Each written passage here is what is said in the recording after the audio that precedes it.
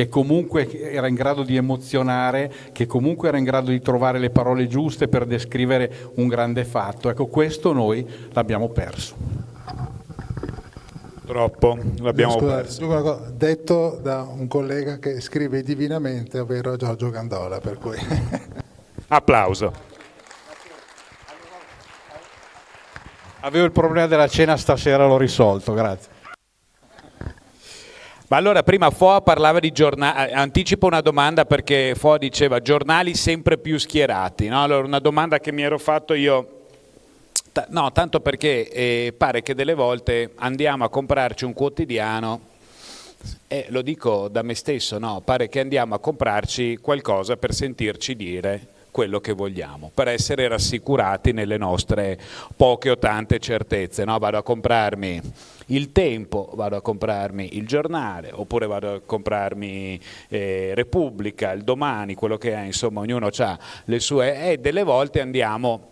Ma allora la domanda che volevo farvi è questa: che differenza c'è tra una linea editoriale chiara, seppur schierata, ma chiara, limpida però, cristallina, decisa, e una linea editoriale meramente faziosa? Prego. È che la linea meramente faziosa sfocia nella propaganda, e la propaganda purtroppo è inaccettabile. Cioè, ancora una volta, il giornale di Montanelli aveva una linea chiara, era un giornale liberale, moderato, intellettualmente coraggioso, di cui aveva tanti lettori affezionati, però non faceva propaganda, cioè il potere politico lo trattava, sì, ovviamente un po' più compiacente rispetto a una parte, rispetto all'altra, però non avevi mai la sensazione che fosse un giornale di partito. Oggi, a parte due quotidiani che secondo me restano indipendenti, che sono La Verità, su cui scrive Giorgio Gandola, e Il Fatto Quotidiano, che sono infatti posseduti dai giornalisti, il resto è una sorta di azione politica dei quotidiani, in cui tutto viene interpretato in maniera molto faziosa, strumentale, e volta sempre con lo sguardo rivolto verso il palazzo e non più verso il lettore. E i giornalisti hanno purtroppo rinunciato, ma questo perché sono gli editori che poi ti portano a questo.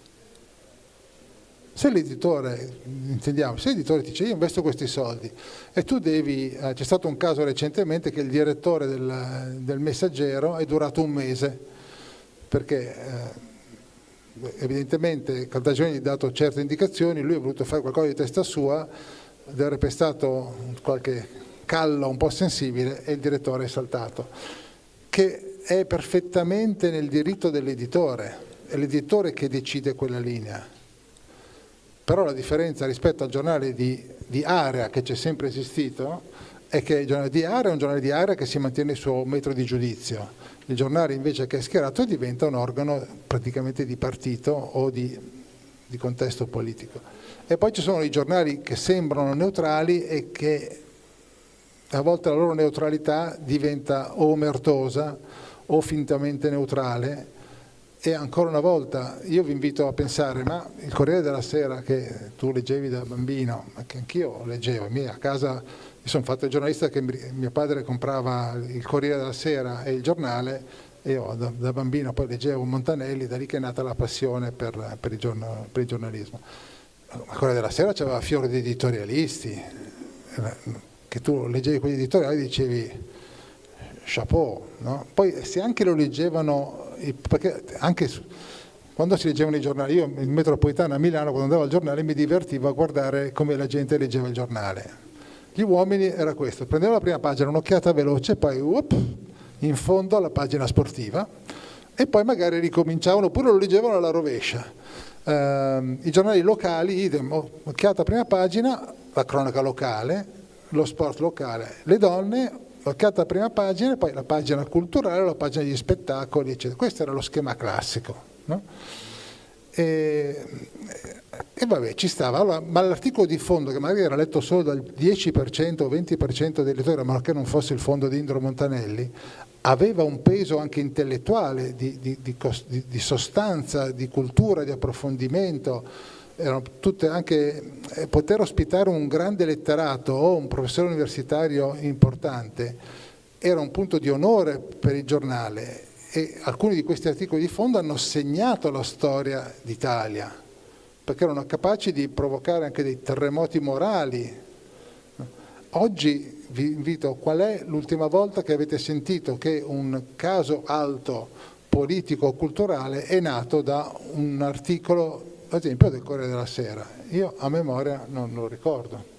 Allora, e questo è un altro problema: la grande stampa autorevole a volte perde un po' il coraggio di fare un giornalismo che a un certo punto deve pesare, perché attenzione, i giornali che titolano in maniera esagerata ogni giorno, che ormai è diventata un'abitudine, alla fine se tu urli, il giorno in cui tu devi davvero urlare perché c'è qualcosa di grosso, il pubblico si è ormai anestetizzato, non capisce più se è la sparata del giorno o se è la notizia importante. Il giornale che non spara, il giorno in cui spara, allora uno dice caspita.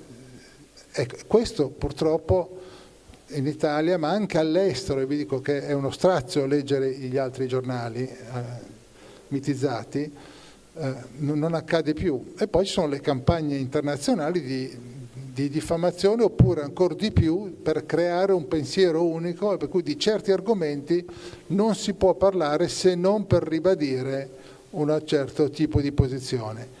E questo faccio un esempio: prima si è parlato avete sentito chi era qui, tra Russia, Ucraina, eccetera, ma c'è un fatto molto semplice.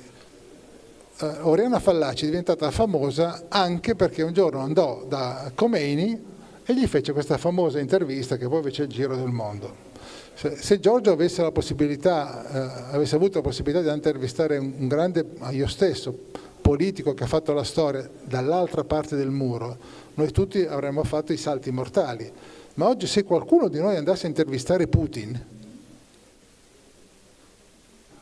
ci crocifiggono, proprio, cioè, o ci bruciano o ci impalano, cioè, fanno scegli quale dei tre, come vuoi morire professionalmente.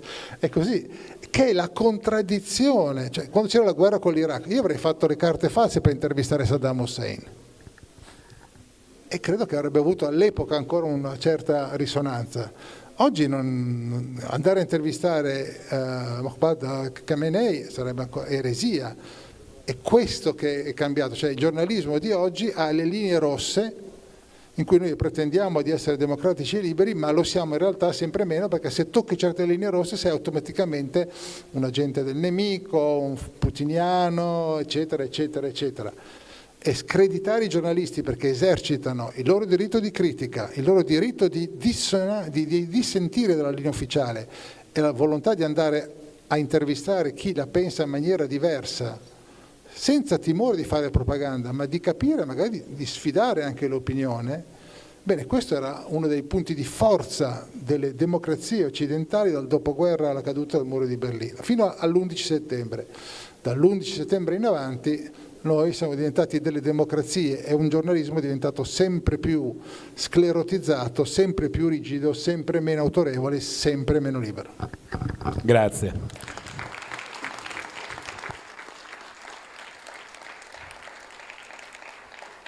Come ci risponde Giorgio Gandola, che collabora con La Verità e con l'altro quotidiano, il Fatto Quotidiano, che tra le altre cose sono tra i due quotidiani che ancora in termini di copie sono tra i pochi a restare nella linea, si aggrappano ma non crollano dal punto di vista del numero di copie?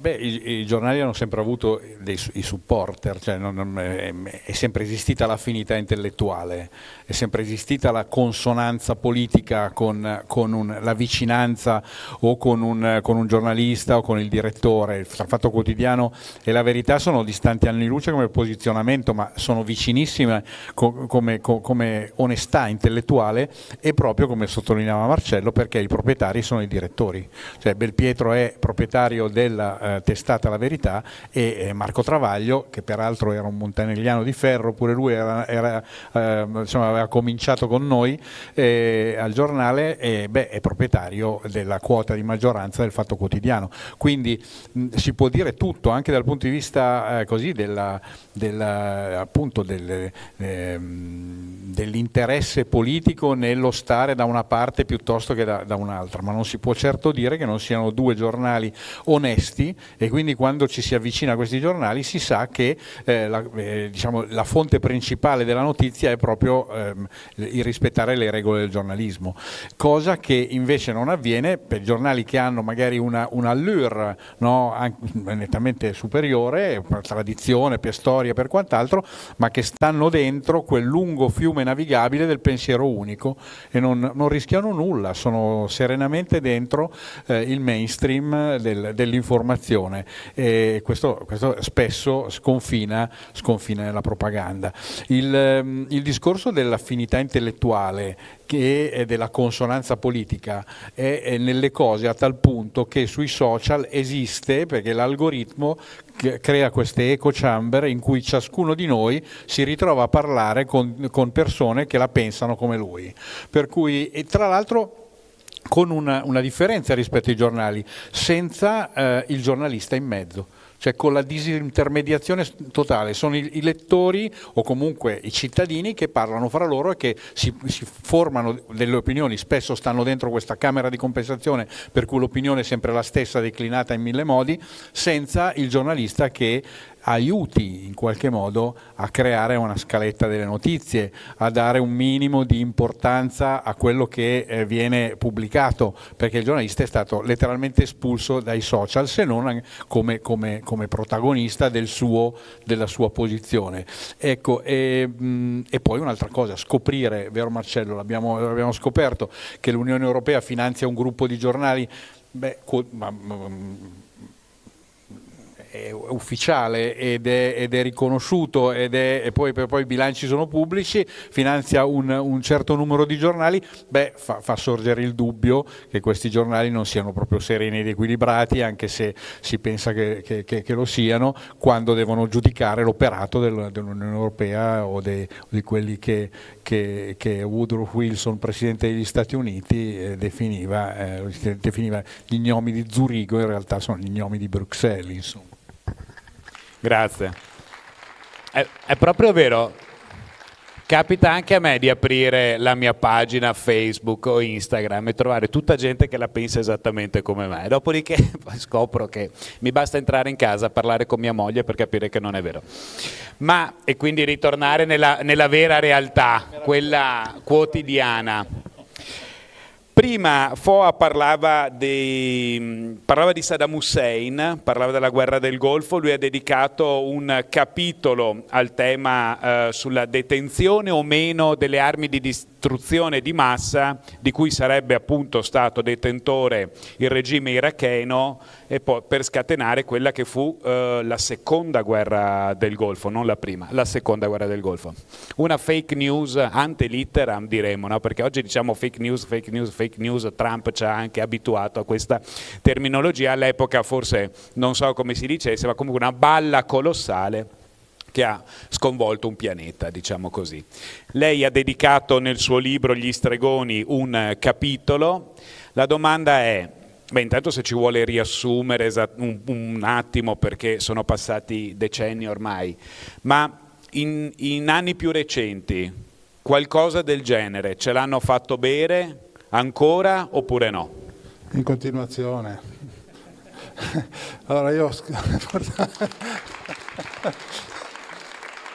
infatti io quando queste polemiche che dicono su social ci sono le fake news, sì è vero ci sono le fake news, ma quando le fake news, quelle grosse, emanano da un'istituzione, da un governo, lì c'è da preoccuparsi. Allora io questo tema lo studio, ne ho scritto per la prima volta 20 anni fa, pensate, il primo libro, I stregoni della notizia, poi ne fece un altro, I stregoni della notizia, atto secondo, nel 2018, e da allora la situazione non è migliorata, anzi purtroppo l'informazione viene usata come veicolo spesso prioritario per sostenere certe politiche o giustificare certe azioni, e dunque si costruiscono ad arte o talvolta delle notizie. Pensate che la cosa più clamorosa per ora insuperata è quando parliamo dell'89, alcuni di voi, quelli con i capelli bianchi, se lo ricorderanno, c'era ancora Ceausescu in Romania, ci dissero che c'era stata una strage a Timișoara e i giornali parlarono di 20.000 morti.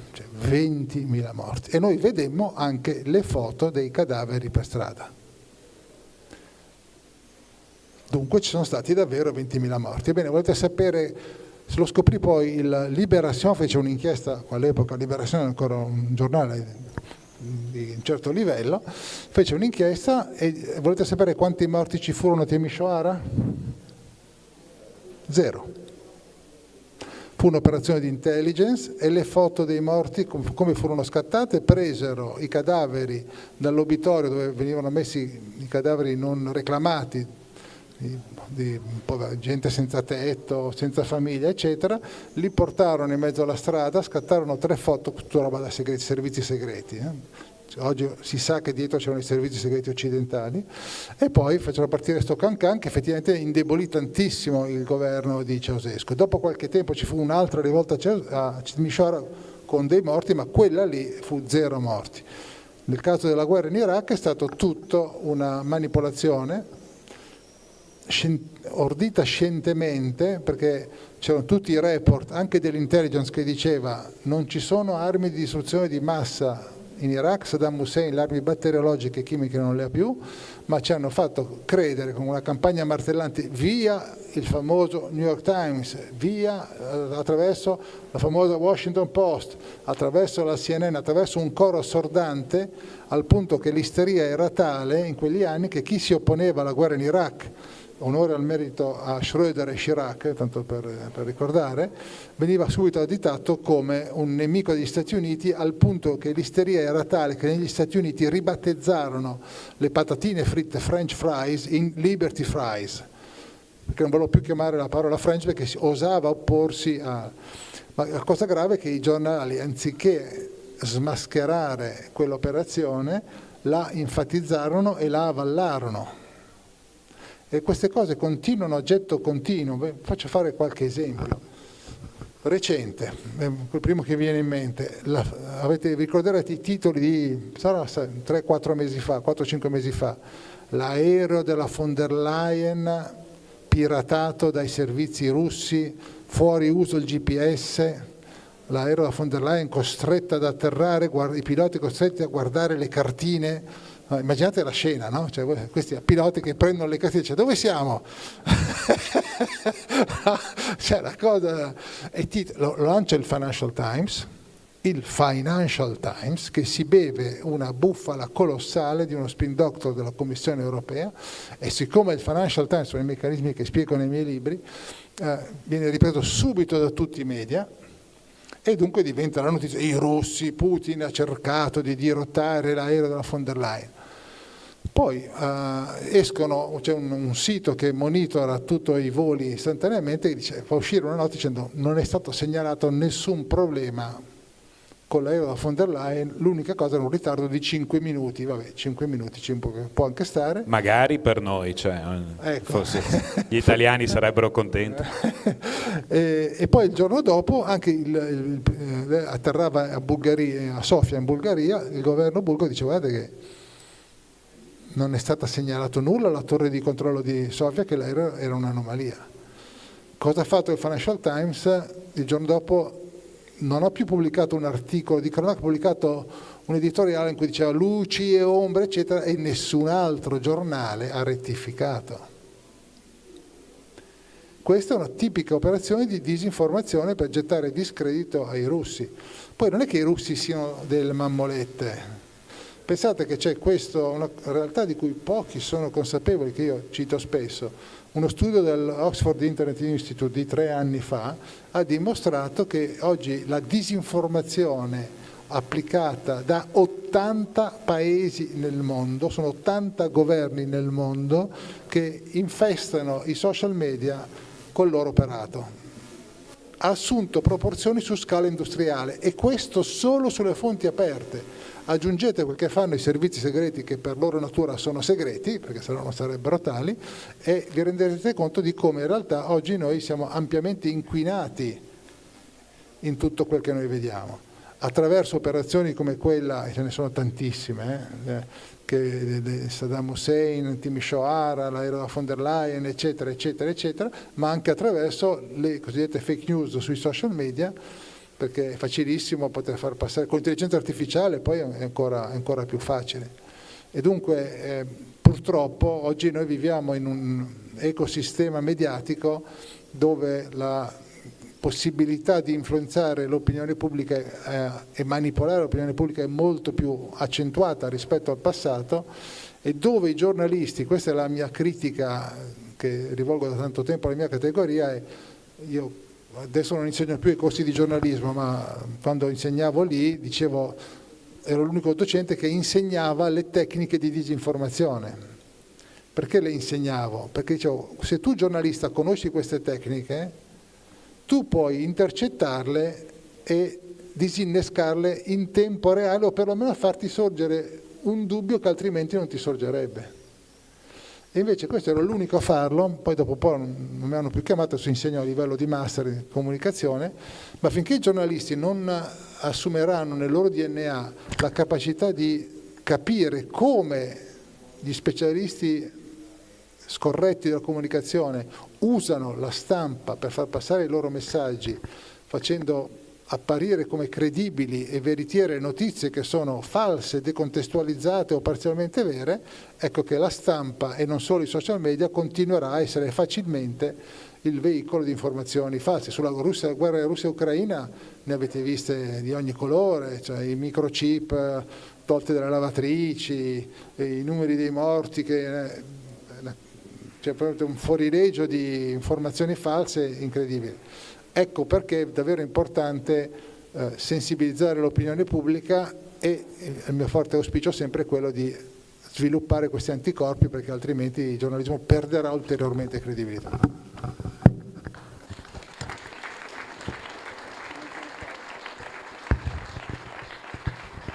No, mentre parlava Marcello mi sono ricordato di un aneddoto che l'ha visto protagonista di questa volontà di mettere comunque il valore della notizia e il controllo sulla notizia davanti a tutto. Lui era caporedattore degli esteri al giornale e io ero inviato, quindi praticamente lui mi telefonava e mi diceva vai di qui, vai di là, quindi mia moglie lo amava perché già allora perché stavo fuori 250 giorni all'anno. A un certo punto nel 1998 arriva in Italia, sbarcato da Mosca per intervento di un deputato di Rifondazione Comunista, Ramon Mantovani, forse te lo ricordi, e Apo Çalan.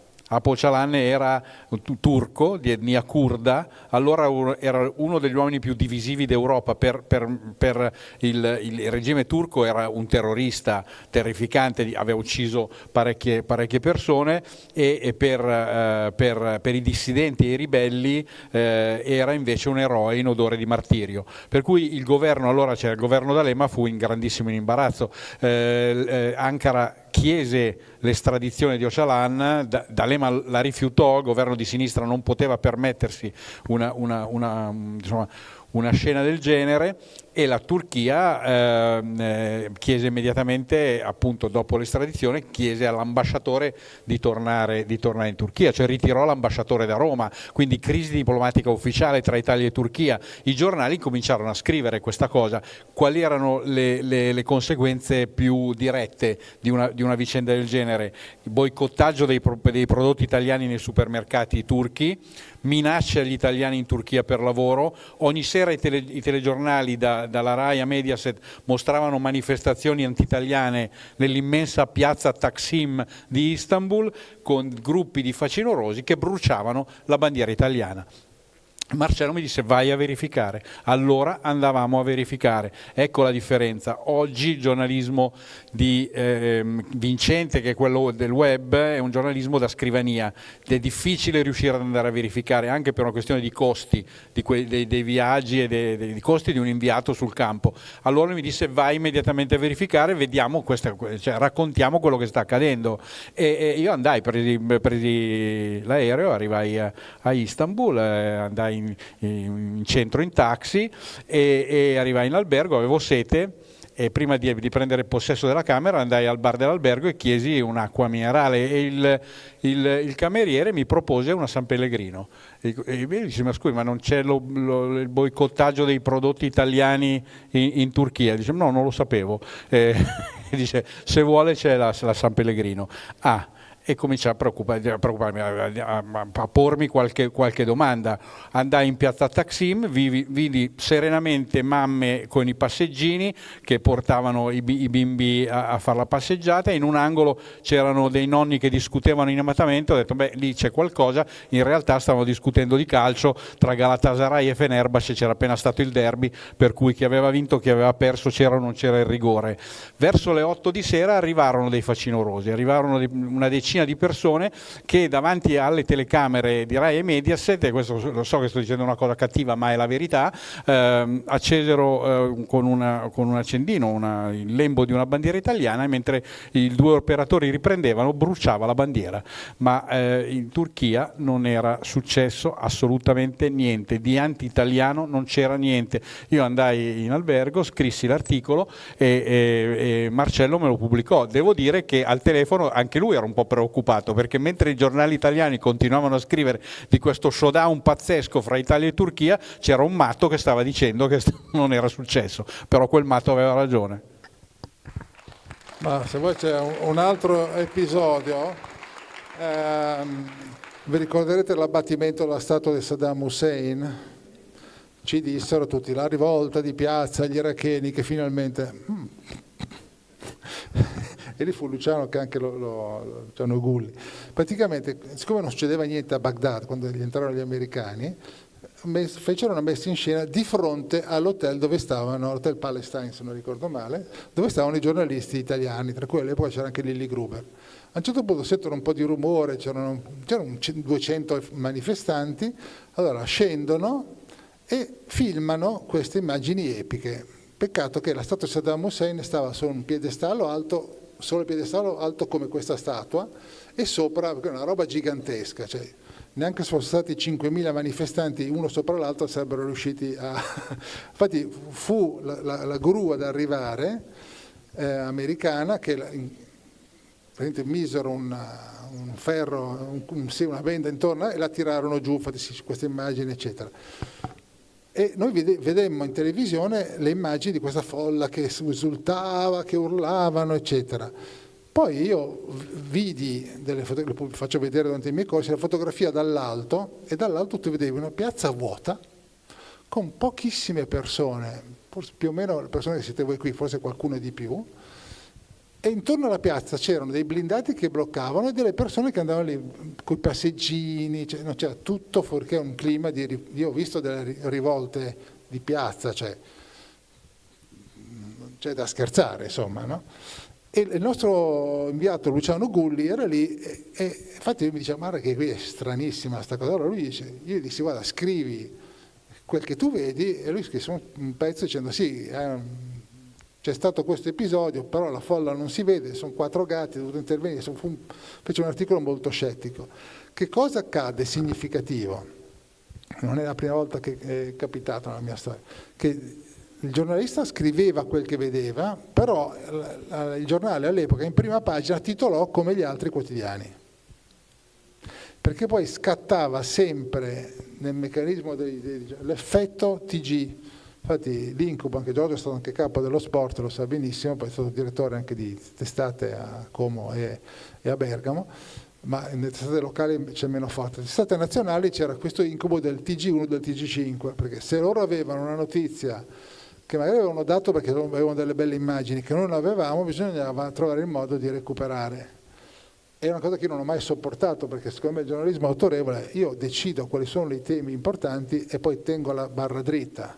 E invece c'era questo, noi non possiamo non avere quel che tutti domani avranno, col risultato che l'informazione ancora oggi è fondamentalmente omologata, perché se voi guardate le prime pagine dei grandi quotidiani o le scalette dei TG sono sempre gli stessi titoli. Invece il giornale autorevole è quello che fa la sua interpretazione della giornata. Ebbene, ci fu questa dicotomia per cui il titolo diceva una cosa e l'articolo era molto più dubbioso. Dentro noi titolammo in maniera corretta, però l'importante è che in prima pagina ci fosse quello. Questa era l'epoca in cui c'erano ancora gli inviati speciali. Oggi, come ricordava Giorgio prima, è stato anche ricordato nel panel precedente, l'inviato speciale un giornale non lo manda più perché non ha più i fondi per mandarlo. E per cui se non è più l'inviato speciale, ecco che berti delle verità preconfezionate dagli spin doctor che poi possono manipolare è ancora più facile, purtroppo. Torniamo a Giorgio Gandola. Prima parlavamo, anzi abbiamo sentito, no, i giornali finanziati dalla Commissione europea, ve ne sono alcuni sì e alcuni no, ma noi viviamo in Italia dove esiste la figura del potentissimo sottosegretario all'editoria, che è uno dei ruoli più ambiti in assoluto nel panorama tra i politici italiani, no? Gestisce decine di milioni di euro all'anno ad ogni quinquennio. Oggi è Alberto Barachini, che moltissimi di noi non conoscono, però diciamo è lui, oggi tocca a lui fare questa divisione di pani e di pesci. Allora, quanto bene o male fa la contribuzione pubblica a quotidiani e organi di informazione?